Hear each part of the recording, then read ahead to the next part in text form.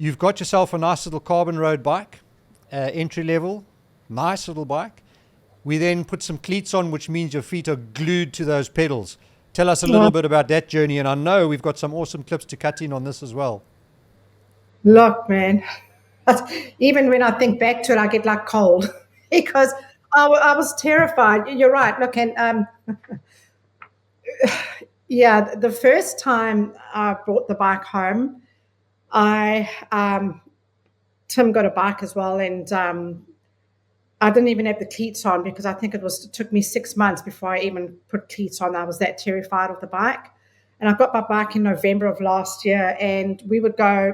We're very fortunate here in Oz. We've got bike paths which are parallel to the freeways. And so we left home. We were just on the tarmac outside, and Tim got on his bike and he said, "Oh, he can't get his pedals off, so he's going to ride with cleats." I said, "Well, I'm going to keep my pedals on because there's no ways I'm doing cleats. I can't even get on the bike." But because I didn't know how to mount and dismount properly, I got on and I just I fell straight off right in the road. I hadn't even gone anywhere because I didn't know that I had to get off the seat, put my foot down, pedal. I had no idea. And I had such a fear that even though Tim was trying to help me, I was losing it with him.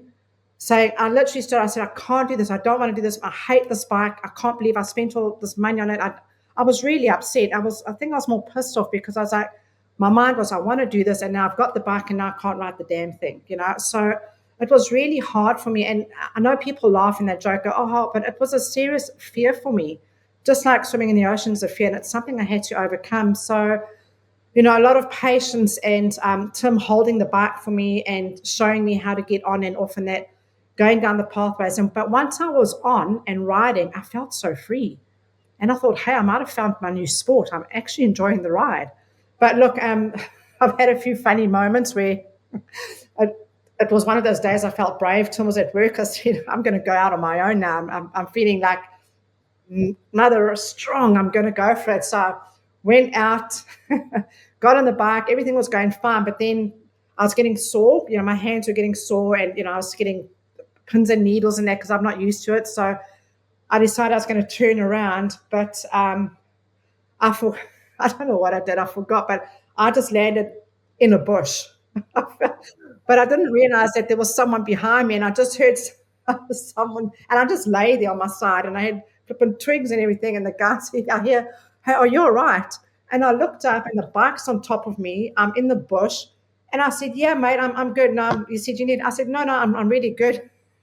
And he went, and I got up, and I was pulling twigs and blackjacks and everything out of me. So there's some funny stories along the way. I thought, no, I've got to sort this out because And that was before the cleats, right?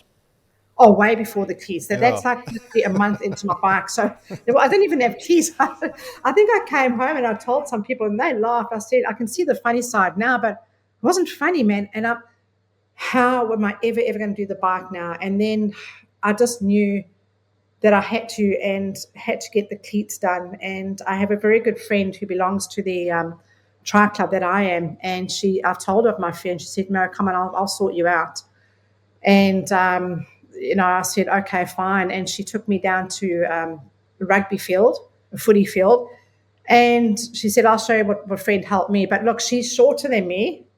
And I said to her, "Please, Soph, don't let me fall." I said, "I'm terrified." No, we're going to nail this. Okay, off we went, and she'd hold me, and I'd take your foot up, put it in, all the baby steps, like crawl before you walk and run and that. And then she let go. I thought I was great, and then I started falling, but I didn't take my feet out the cleats, and she was nowhere there, and I fell, and the bike hit, again, and I was like, okay, this is it, I can't do it. So that's 2 falls now, and I said, this is it. But I believe I don't know who, someone said at least 3 falls, and you've got it. I've only had 2. But anyway, bruises and that, got the cleats right. But let me tell you, I think I might have sent you a video because I had only done it once on the cleats, and I was showing you videos of me coming in and going out, and the elation, the joy. I'm such a ninny. I cry over everything. I'll see a dog die on TV, and I'm in tears. I was so happy because it'd been such a hurdle for me to get over. And when I got the cleats, I'm telling you now, it was like I could not wait. And I so thoroughly enjoy going on my bike now. I can go further. I've got the confidence. But then, so the cleats and that, but that's not the only thing. Then there's confidence on the bike, taking your hands off, grabbing your water bottle. That was my next hurdle.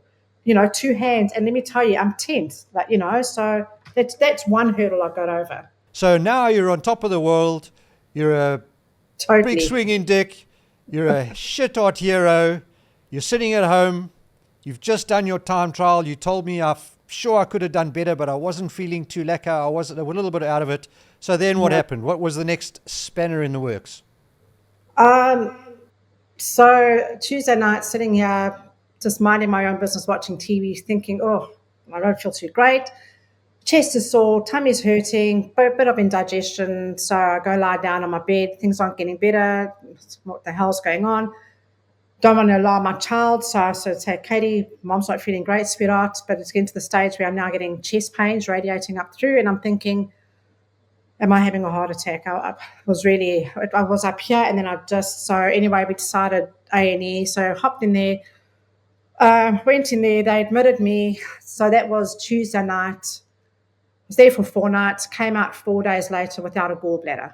So there I was. And turns out I'd actually been quite ill for quite some time leading up to this period.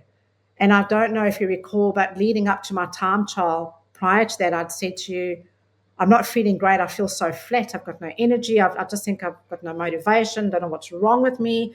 And you actually suggested, you said, go get some, is it vitamin C, those sachet things. So I started taking those.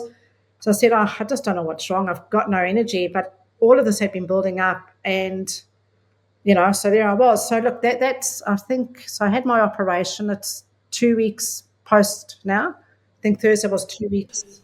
Yeah, so that was 2 weeks ago. So when you started feeling a bit flat like that, we actually, we chopped down your training program. I thought your numbers weren't telling me that we were overtraining, but I thought, okay, let's assume we're overtraining. And we chopped your numbers back a bit, and we gave you a reasonably easy run. And then I split your time trials for the three different disciplines over the 2 weeks. So we weren't hitting you all at one time. And that run is what did it. But I think I said to you at the time, I truly believe that there were two things going on there. One, you had a different mindset, so you were able to tough your way through something, but you did get to a point where you thought, hang on, something's not right. I need to go and check it out. But you had additional resilience there. And I also believe that the fact that you had turned your life around, started losing the weight, started eating better, started exercising, your body was stronger to fight that infection off to 100%. That extent.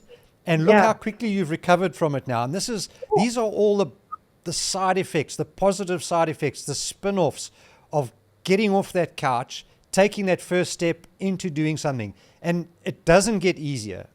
It doesn't. People think, oh, once I've started, it'll get easier. It doesn't. The challenges get harder because you'll do the 70.3 and then you'll want to do a full iron, or you'll want to do it quicker. The challenges get harder, but you learn to take on the challenges because you know you can beat them. And the more you beat them, the better you get, the stronger you get, the more people you influence. So 2 weeks ago, you had the gallbladder removed now. And my biggest challenge at the moment is putting the reins on you, because all you want to do is get out the door and David Goggins it and run on those broken legs. So my most difficult part this last 2 weeks has been, whoa, Sally,